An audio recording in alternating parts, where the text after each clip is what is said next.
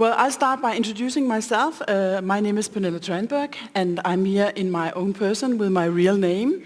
But online, I have various different identities, and that's because I am optimizing my professional identity. So, for example, when I use Fitbit.com, where I track my exercise, I use another name, Nana H. Bach, and that's because when I signed up for Fitbit, I read their terms of conditions.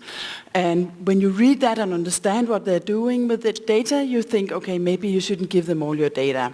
So I have a fake name in there. And that's the same 10 years ago when I wanted to sign up to Facebook. I was the editor-in-chief of a consumer magazine, and there was a lawyer who had read all the terms of conditions, and she also understood it. So I decided to sign up as Pia Thomason on Facebook, and I'm 10 years younger. I'm a lesbian, and I live in Shanghai. But all my friends know that it's me. So it's not to cheat other humans, it's just to cheat the algorithms. But by doing this, using my own name, I use my own name on LinkedIn and Twitter and my own blog. And by doing this, I optimize my professional identity. So when you Google me, you get what I want you to get. And that's how I get business done. And everything I do in another name is never connected to my own name. And that's also what I teach kids. I'm a former journalist. That's why I met Steffan in New York 20 years ago. And my latest book is called Data Ethics, A New Competitive Advantage, in Danish and English. Compared to Pernille, I live a pretty boring life online. I'm not on Facebook, I'm not on Instagram, I'm not on most platforms you might think of. I am on professional platforms. I did grow a beard since this picture was taken, so that's my attempt at having a separate identity, I guess. But since I live in San Francisco and I've covered technology for 20 years now, I've become very cautious what I post, where I host my things, what I share. And in that sense, I try almost every new technology that comes out. My office and my home are filled with many devices. I test them, and most of them go back in the box and are returned to the manufacturer. And very few things actually stay in my life that I think are built and run by companies that I trust and whose services I can trust. And that's something we'll talk about later on. But the cautionary principle is something that's been basically the driving force in our work. And as Pernille said, we've actually worked 24 years together. And the book we wrote, Fake It, which came out in German, the title is Mich kriegt ihr nicht, is basically a culmination of our work together, trying to give people an insight of what we mean by digital self-defense and what some of the tools are to defend yourself. Because everything you do online can have really bad consequences. Consequences can be problems at work or the loss of your job even. They can affect what you pay for goods and services. You might not even be offered certain goods or services. They can also affect your health and well-being, and we want to give you some examples of that. You might not know who this woman is. Her name is Julie Briskman. She lives in North Carolina, and this picture cost her job. It was in November. President Trump was visiting North Carolina. She went for a bike ride and decided to give him the finger. The picture went around the world, among them on AP. And although there's nothing in there to identify her, it doesn't say where she works, it doesn't tell you what she looks like. The picture ended up on Facebook, and her company decided to fire her, claiming that she violated the code of conduct at the company. Whether that's a legally watertight interpretation is another question, but it just shows that within a few days, the picture made it from a very interesting media piece to something that cost her her job. And this is Robert, my nephew. He's 20 years old now, but 4 years ago he wanted to go to the US and stay 1 year with a family, an American family, and go to college. And because these families, they want okay kids from Europe, so they actually really go through their social profiles and look at their digital footsteps. And they found out that once he wrote that he was an atheist, and he was supposed to stay with a family in Alabama who goes to church every Sunday. So claiming that would be really offensive. So he was told, remove that and you might get that family. And he got that family. But this is just to tell that it's so small things, and the difference between Robert and most other people is that he was actually told that you can get this family if you clean your reputation. And if you want to go to a college or have a job in an American company, and I believe more and more in European companies, you really need to understand what we can find about each other. And we'll show you a stalking tool in a second as well. This is, of course, a stalking tool. And of course, you have a stalking tool in your pocket. Chances are, if you have many different apps, perhaps even games on your phone, they might be recording whatever you say. There was recently a report that there is a software integrated in many apps that is used by tracking companies to see which TV shows and which advertisements you watch on TV. And how is it done? Because the games you download keep the microphone open in the background and can record and voice print or sound print the TV shows that are on your TV. But we don't even have to go there. We can look at all these different voice assistants that have come out. Nobody to this point really knows exactly what do they record, for how long do they record it, how is it stored. We just picked this as a nice example, but there are many others, whether it's Google Home that comes out with a device that accidentally leaves the mic open and then that's fixed. There are many other cases where we basically blindly have to trust companies that they will not abuse the access privileges that we give them by saying, yes, you can use the microphone.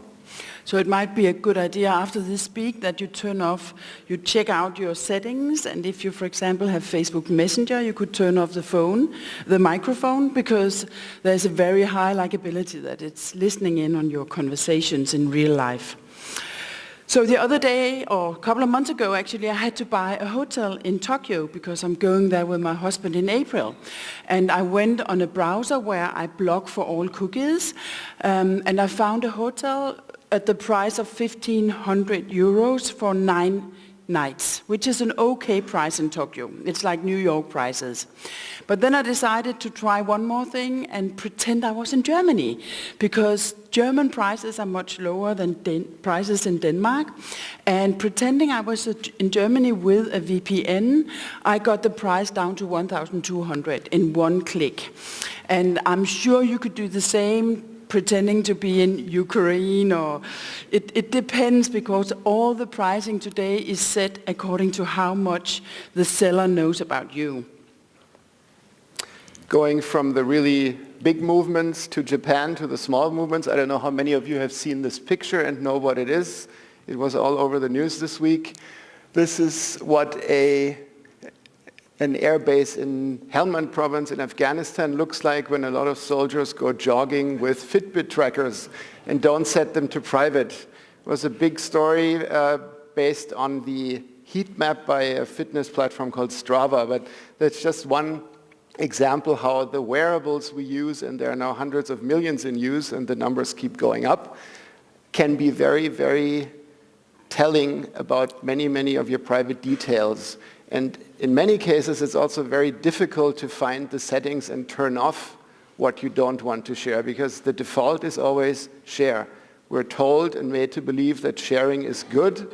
The question is, what is it good for? It's certainly good for many companies' business models. If it is good for us, is another question. Which leads to the larger question of what do all these pieces of data that we generate and feed into giant silos, as Peter talked about this morning, what kind of a society do they build? They build certainly on our curiosity and the interest to self-optimize, track this, and you can improve that. You can only manage what you can measure, is a famous saying. We apply this to your own body, to your wellness, to your health, to your performance, to your productivity. And in the end, you go into a trap, you can say, where companies incentivize you to keep improving. The flip side is, if you don't improve, if you're too old, too sick, too fat, too skinny, or don't fit the certain norm, you get penalized. So the incentive is always combined with some kind of penalty. In many cases, we don't know what the penalty is. It hasn't been revealed to us. So don't get too fat. Well, the overall problem, we have a lot of individual examples, but the big problem about all this is that in a well-functioning society, those in power, meaning companies and government, they should be transparent about what they are doing. And individuals, of course, could choose not to be transparent. But it's the exact opposite what is happening right now. And that is why it's undemocratic what is going on right now.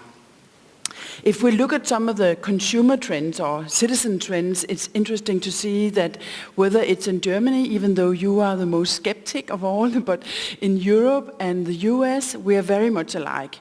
We are a big majority who are worried about our privacy. And what is privacy? It is the right to control who knows what about you when. And even asking a 10 or 11-year-old, they will say, yes, yes, I'm interested in that. 1 out of 3 in Europe are lying about that data once in a while to protect themselves, and we trust the highly regulated sectors. We trust the government more, even in the US that's the same. We trust hospitals, even insurance companies, banks. What we distrust, that's those who are tracking us, search, social media and news media.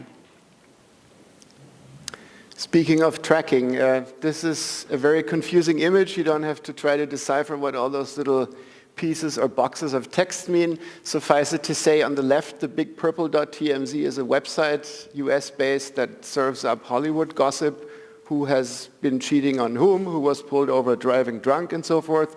If you click on that site and load it, all the things you see on the right are the services that are triggered. Some of them just serve you an image. Some of them might serve you text or video, but most of them serve only one purpose, which is to track you across the web. The average page in Germany contains, according to one study, about 75 different trackers, and 95% of the pages that you all visit every day are loaded with these trackers. They're invisible pieces of script, and you can block them. How many in here use an ad blocker? That's more than 1/3, because the numbers say 1/3 of Usually Germans 1/3 of the population use ad blockers.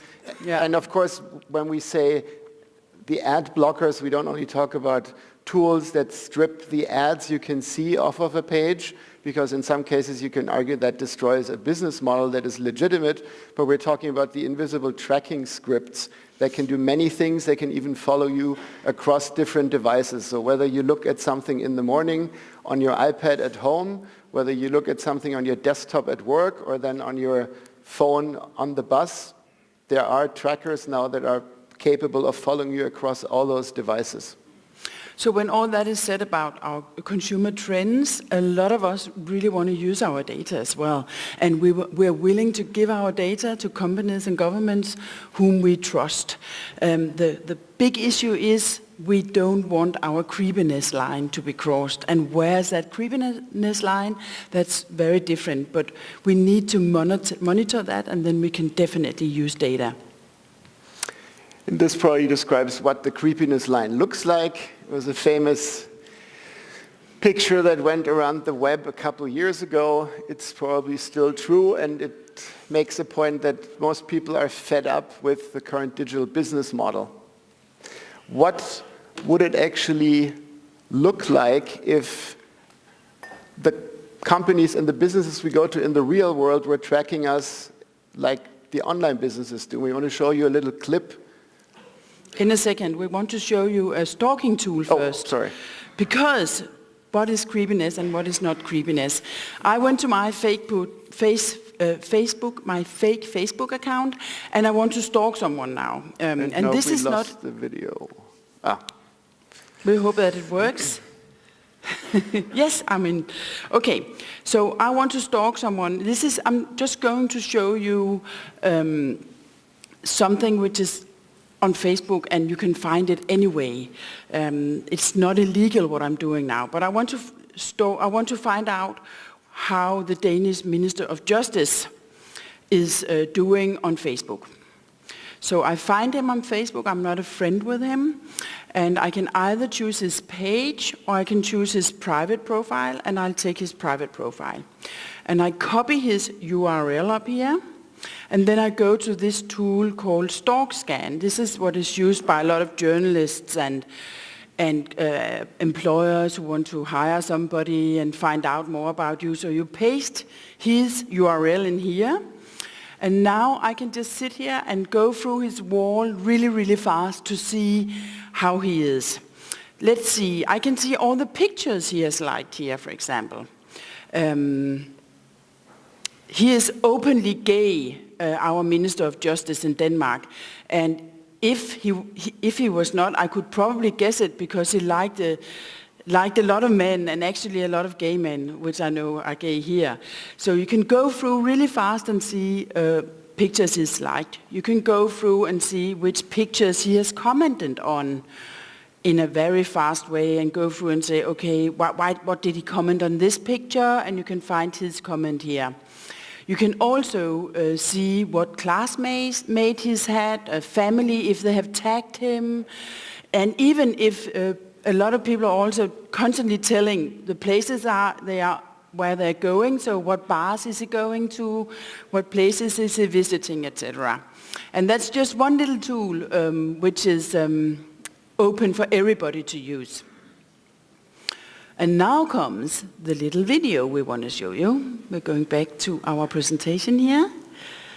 The video is coming here. So there was Stalk Scan, and back to, I jumped ahead. What would the world look like if the physical world was run in a way that the digital world runs? So let's watch this short clip.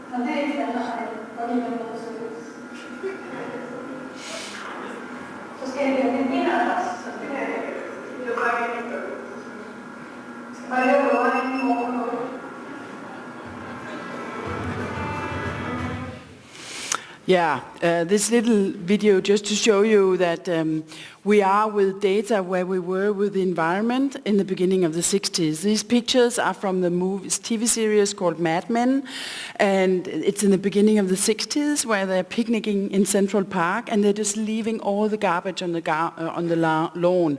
And you think, oh my God, that's how they treated the environment back then. If you're worried about the environment today, there are so many things you can do. You can buy solar panels and electric vehicles and organic food. There are certification schemes, and most companies have a green profile. And that's what we're going to see with privacy. Today, most of us least Germans, but all Europeans and Americans at least, we are polluting a lot with our data. And in the future, we'll see much more what we call privacy tech tools that can help us protect our data. I think Nextcloud was a really good example, but there are lots of others, and we'll show you a couple of examples, and we'll see more companies being ethical with data and take it as seriously as being green. The first, and this is just to say that there are lots and lots of good ways of using data. We are not against using data. This is the future. It's changing our society in the way as the Industrial Revolution changed our society. And there are lots of good ways of using data, weather data, traffic data, logistics, product data. When you place a wind turbine today, you know with one click on the computer where to put it to produce optimal wind production. That could have taken 1.5 years before. So there are lots of good ways of using data, even personal data, if you use anonymous tools to do it. And of course, if there's a good side, there's a bad side. We have patched a few examples here. The bar chart on the left, some of you might recognize, it's from a study from the University of Cambridge. The question was, and I think that was even mentioned in one of the talks today, what if I had a system that can automatically scan the likes I have from a person and then make a very reliable prediction about that person's traits? Sexual orientation, whether he or she smokes, drinks, likelihood of drug use, problems at home, mental problems, the list can be very long. But the bottom line of that study was that it doesn't take very much to harvest the likes from one social platform and build a very precise and predictable profile of somebody the algorithm might never meet, or the person who wrote the algorithm might never meet or know about.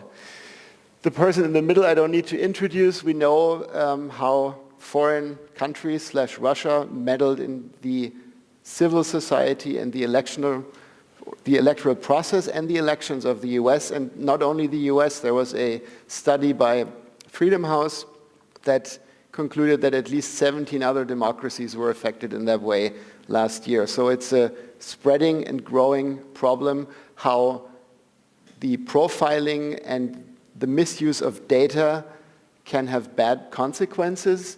And the third example is also something that many of you might have heard about. There are methods to predict if somebody is expecting a child before that woman even knows she is expecting.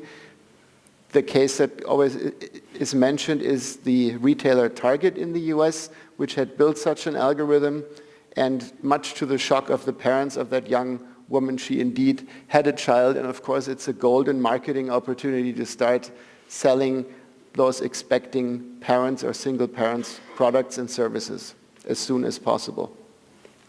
So what to do about this? We believe this is such a big problem that we all have a responsibility here. Companies can create trust with data ethics and by giving customers control over their own data and innovate with privacy by design. Governments need to really enforce the law, and that's going to be much better after May when Europe is going together with GDPR, enforcing a new, stronger law together. Government should be a role model and support this new market for privacy tech and data ethics. And individuals need to learn digital self-defense and demand these products of companies and choose the good alternatives and, of course, mostly the European alternatives. We heard quite a few examples so far today of companies that are trying to carve their own niche alongside or sometimes even in opposition of what the New York Times calls the frightful five, so the big platform players. And we have tried over the years in our book and our talks to find tools. The list keeps growing, the services keep growing. We don't claim that our list is exhaustive. We want to mention a few examples here of active steps you can take for more digital self-defense, but keep in mind there are always more tools and it's an ongoing arms race. So if you see 3 ways of protecting yourself while you're searching or while you're browsing or while you're using messaging apps. There might be 5 others in 2 months, or 2 of those might have gone away. So it's an ongoing and constantly evolving arms race. Which brings us to one example. What can you do if you don't want to use Skype, WhatsApp, Facebook Messenger? There are quite a few options out there. We picked one which we think is a good case study. It's a messaging app called Wire. They were co-financed and co-founded by one of the guys who started Skype, Janus Fries. They're based in Switzerland. They have their development team mostly in Berlin. And they are built on the premise of not tracking you. They are not selling you. There is a paid version for businesses now, but if you as the personal user want to have an end-to-end encrypted messaging solution, that's one we would recommend. Yeah, and it's much better to use than Slack, which is also really gaining traction now in Europe. And it's a really cool app, Wire. The other example is Clicks, and that's a German product. That's a German browser, and they don't profile any of us. We don't even need to install an ad blocker because they override all data, so you are anonymous. It's partly owned by Burda Media and Mozilla, the American company who owns Firefox. And yeah, and no data is leaving your gadget. It's a really, really good browser, which I recommend everybody. Which brings us to the question, because Clicks also has a browser with search built in, which search engine can you use if you don't want to use Google? Again, there are options out there. We pick 2 here which we think are interesting and stand for the whole landscape. One is DuckDuckGo, based in the US. The other one is Startpage, based in the Netherlands. But they pretty much share the same philosophy, which is you can have a model for search and a business model for search that is not built around tracking the individual user constantly across devices and in the timeline of their IP addresses. Instead, you can use DuckDuckGo and Startpage to search privately. There is no timeline, there is no search history of yours that can be sold to anybody or can be subpoenaed by anybody. So that is, to our mind, a big advantage of using these search engines. And finally, the VPN, which is not moving here, the VPN. Most VPNs cost money, you have to pay for them. There is one free option which I recommend, it's called Opera. The Norwegian browser Opera has 5 possibilities of jumping on servers in other countries using a VPN. But otherwise we can recommend, for example, SendMate, which is German, or Disconnect. And what a VPN does, most of you probably use it in your companies, most of you maybe even privately, but it does encrypt the data between your gadget and the Wi-Fi or the server you're using. And then, of course, if you have a VPN with lots and lots and lots of servers, you can choose whichever country you want to be in. And I highly recommend that when you want to find better prices, even though that some airlines now have started blocking VPN users, just like Netflix has. I know Brussels Airlines have started blocking VPN users. And they say they do it out of security for you. And finally, we have some examples of data ethics. And what is data ethics? Data ethics is more than compliance. Complying with the coming general data protection regulation from the EU is a basic, and then on top of that it's ethics. And what is ethics? It's, for example, asking yourself every time you want to do some data processing, is it of benefit to individuals and the society, or is it only of benefit to my stockholders? And of course it should be a benefit to society to be ethical. You can also just ask yourself, do I treat data in a way I want my children's data to be treated? And we have some examples of companies doing this. This, of course, is an interesting one because Apple is arguably one of the big platform players, which raises a couple of really important problems. But here's Tim Cook going on the record saying, we believe that people have a fundamental right to privacy. What does that mean for Apple in practical terms? They have gone on the record and listed a few of those things, and we've listed them here too. So this is what Apple supposedly wants to do or wants to enforce for its own practices. It considers personal gadgets private gadgets. Individuals should be able to control what data is collected about them and how it's used. Pretty much in line what we said, we consider the spirit of protecting your privacy and digital identity. And they also say that they either don't collect the data, they leave it on the gadgets or on their servers. And as you know from many cases that were in the US, there are hundreds of phones where Apple says they refuse to crack those phones. Now, the question is if that is to some extent a very smart marketing strategy to set themselves apart, or if Apple is really onto something. I would suspect it's a mix of both. I can't say what percentage applies to which of the two arguments. But compared to Google and Facebook, they do make their money still mostly on gadgets, not on data, and that might change. A second example is Lego, coming out of Denmark. You all probably know Lego, and they have more than 50 million kids on their social media platform, and they are so good with data. They have decided not to have any third-party cookies on website aimed at children, and that's almost all their customers. They don't have Facebook Connect, which a lot of others have. They actually asked Facebook, what data are you taking out of Lego if we install Facebook Connect? And Facebook didn't answer them, so they have only Lego Connect. They store data in Europe. They don't use Google Analytics, not because they don't trust Google, but they want to be in control of their own data. They have a really good content management system, so they know the parents are actually saying yes that when their children go online, and they ask all the kids to use a pseudonym. They also moderate everything which goes online compared to, for example, Instagram and Facebook, where they have to have content flagged before they go through it and might stop it.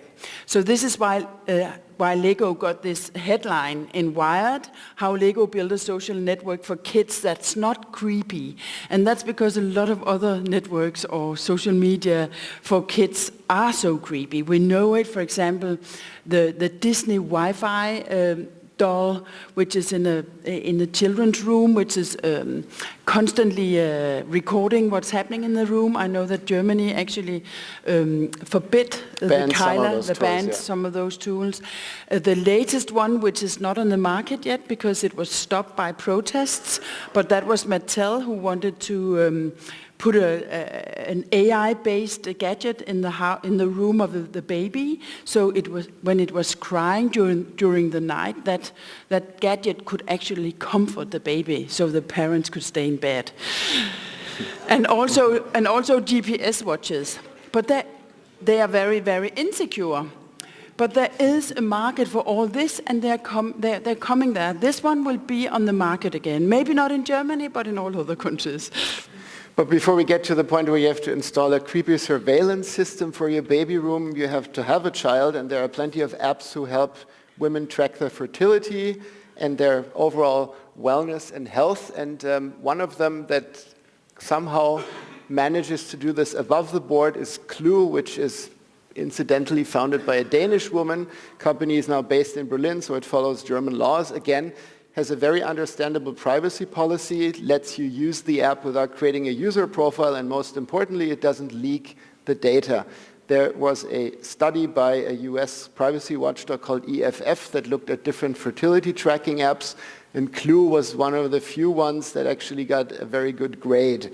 The others are obviously intent on collecting the data and monetizing it, because what is better than to know if the family is expanding? That is a very, very lucrative business opportunity, from buying diapers per subscription to all the furniture and so on. You know the list probably from your own life. But Clue tries to do it differently. At the same time, they admit that they have not figured out what their business model is. So there is a constant struggle doing it the right way and figuring out how do you make money. Do you need to make the most money, or do you just want to make the right amount of money without compromising the privacy of your users who trust you? But TomTom out of Holland is making money, and they sell GPS for cars, and they also have a fitness tracker. And one of what they do is that they have a really, really good customer data promise. Everybody can understand what they do and don't do with data. It's very easy to understand. They have what you could call zero knowledge processing or management, meaning that they auto-delete all location data after 24 hours. So nobody can come to TomTom and say, where was this guy 2 months ago? And they follow strict data privacy laws in Germany. Last case we want to look at, and then we'll wrap it up, is the Internet of Things, or shall we say the Internet of Everything. One of the problems that keep coming up is the ethics of algorithms. They make decisions on our behalf, they make decisions above our heads, they make decisions behind our backs, but we don't really know how those decisions are made and what other choices would there have been if it wasn't decision A. They might have been B or C. One example how you can actually make a more transparent process is being tried in the city of Eindhoven, which has a smart charging network that actually tries to explain to the user, why did your car get the certain level of charging that you received. Perhaps there was a doctor parked next to you that needed the car more urgently. Perhaps the car over there had 50 kilometers to go and you only had 3 kilometers to go home. So this is a level of transparency that can be built and designed into the system. And something very important, and if you don't do it right, you can end up with this smart or not so smart vacuum cleaners. There are millions of them in use, and they are very smart in the sense that they learn your house or your apartment. They don't bump into your furniture. They don't destroy your door frames. But at the same time, they also build a very detailed map of every room, including the Wi-Fi reception. Why is that important? Because it can be sold. And the CEO of Roomba has already gone on the record saying, yes, we would like to sell this because companies like Amazon would love to know where you can put the best or the most of your smart speakers so you have complete coverage of the house. If you sell heaters or AC units, air conditioners, you might be very interested of the layout of the houses, and the list of potential misuses for the Internet of Things or everything is very, very large, and companies have a very high responsibility if they want to win and keep our trust. Yeah, we hope that Europe will be able to win in the long run, because we are seeing now in China a big data dictatorship with those social credit systems you probably heard about, which is a very, very scary Black Mirror scenario. And we have the US, which is kind of a big data monopoly. And here in little Europe, we're trying to have what I would call big data democracy, where the individual is in the center. And that's what we hope will win in the long run. And looking at companies, the best tip would be to give users control over their own data, because then you get the best data and the most valuable data and the newest data, as we are willing to give our data to companies we trust. And we hope that the governments will be able to enforce the law, and that citizens also will learn digital self-defense in Europe. Exactly, because citizens or consumers are the third part of that triangle, if you remember. We have, on some level, the obligation to make more informed choices, to help use and improve the tools that companies put out there. So it's partially our responsibility to build better tools for digital self-defense.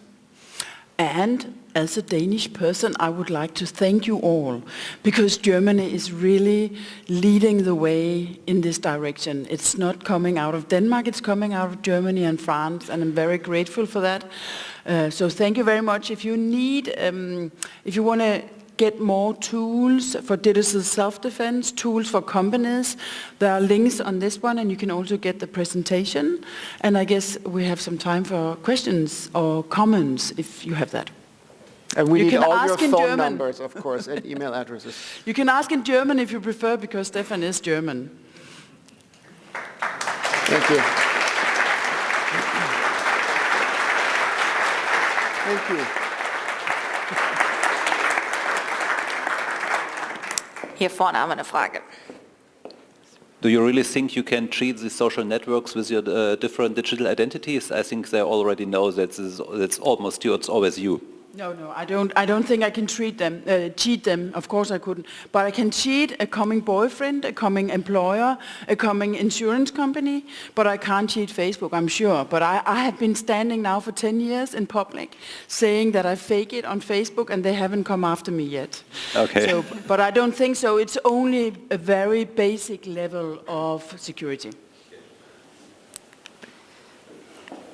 Weitere Fragen im Moment? Ganz hinten. Ich komme.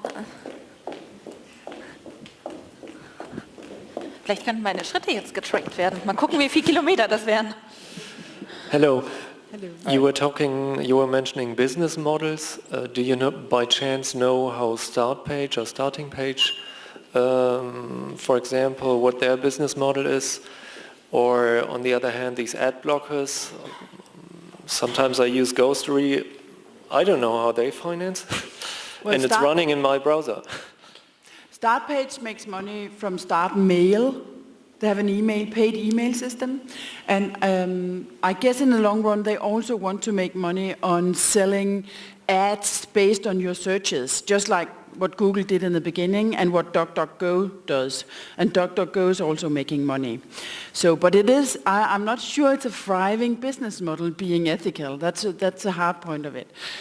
I think it's a long-run business model, but if you want to make fast money, not in Germany, but most other countries, you have to really abuse data. I'm very sure about that. What was the other one? AdBlock Plus, they make money. I don't know if that's ethical. if Google presents an advertisement saying, and they like that, and that it's according to their rules, they can let that through. And Google can pay its way through AdBlock Plus. That's why I don't recommend AdBlock Plus. I recommend AdBlock Fast, which is actually blocking everything. I don't know how they make money. And in the case, I think you mentioned Ghostery. Ghostery used to be part of a US company called Evidon. They were sold off to what is Clicks, and they have therefore changed the model, because part of Ghostery's model was you agree to feed back the supposedly anonymized tracking and blocking data, and they can sell that to enterprise customers so they can optimize their pages. Because for a company it might also be interesting to see how many freeloaders are on my pages. In some cases, if you use a pre-built frame for a page that already is loaded with trackers, the company, if it's a small company, might not even know what they're getting. There's in some sense a cuckoo in the nest. For DuckDuckGo, they have said that they have been profitable since 2014. Of course, they own a small part of the search market, and they both... They were first. Yes. Noch mehr Fragen? Im Moment gerade nicht.